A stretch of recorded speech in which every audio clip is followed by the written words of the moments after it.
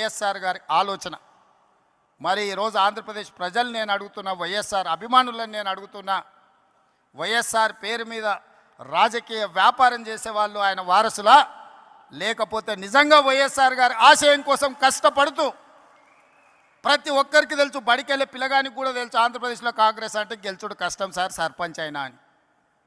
సర్పంచ్ గెలవడానికి కష్టమైనా పర్వాలేదు, నేను కష్టపడతా అని ముళ్ళబాట ఎన్నుకున్నది వైఎస్ షర్మిల కాంగ్రెస్ పార్టీ జెండా మోస్తుంది అని అంటే కేవలం వైఎస్ఆర్ ఆశయాన్ని కొనసాగించడం కోసమే ఈరోజు వైఎస్ షర్మిల బాధ్యత తీసుకున్నారు.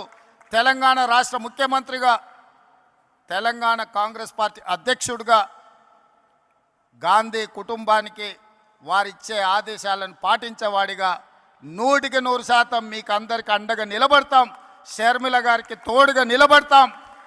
ఆంధ్రప్రదేశ్లో కాంగ్రెస్ను గెలిపించడానికి, కాంగ్రెస్ పార్టీ కార్యకర్తలను కాపాడుకోవడానికి, ఎలాంటి కార్యాచరణ తీసుకోవడానికైనా మేము సిద్ధంగా ఉన్నాం. నా మంత్రివర్గం అందరూ ఈరోజు ఇక్కడికి వచ్చిండ్రు అని అంటే మేమందరం అండగా నిలబడతామని చెప్పడానికే మంత్రివర్గాన్ని మొత్తం తీసుకొని వచ్చిన ఇక్కడికి. నేను ఒక్కడనే వచ్చి ఉండొచ్చు, లేదా రాహుల్ గాంధీ గారు పంపించినట్టు సందేశాన్ని కూడా పంపించుండొచ్చు. అలా కాకుండా మేమందరం, మా సహచర మంత్రివర్గ సభ్యులందరం కూడా వచ్చి వేదిక మీద కూర్చున్నాము అని అంటే మేమున్నాం మీకు అండగా నిలబడడానికి, మేముంటాం మీకు తోడుగా నిలబడడానికి. షర్మిల గారు చేసే ప్రయత్నాన్ని విజయవంతం చేయడానికి ఈ మధ్య టీవీలో పేపర్లో చూస్తున్న కడప పార్లమెంట్కు ఉప ఎన్నికలు రావచ్చు అని. నిజంగానే ఉప ఎన్నికలు వస్తే ఊరూరు తిరిగే బాధ్యత నేను తీసుకుంటా.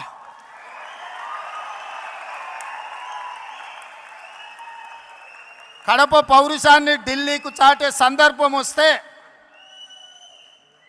కడప జిల్లా వాసుల తరఫున కాంగ్రెస్ పార్టీ జెండా మోయడానికి, గల్లీ గల్లీ తిరగడానికి, అక్కడి నుంచే ఎక్కడైతే పోగొట్టుకున్నామో అక్కడనే వెతుక్కోమని పెద్దలు ఏదైతే చెప్పినరో, ఏ కడప జిల్లాలో కాంగ్రెస్ పార్టీకి దెబ్బ తగిలిందో అదే కడప జిల్లా నుంచి కాంగ్రెస్ పార్టీ జెండాను ఎగరేసి ఆ గడ్డ మీద నుంచే పోరాటం మొదలు పెడదాం.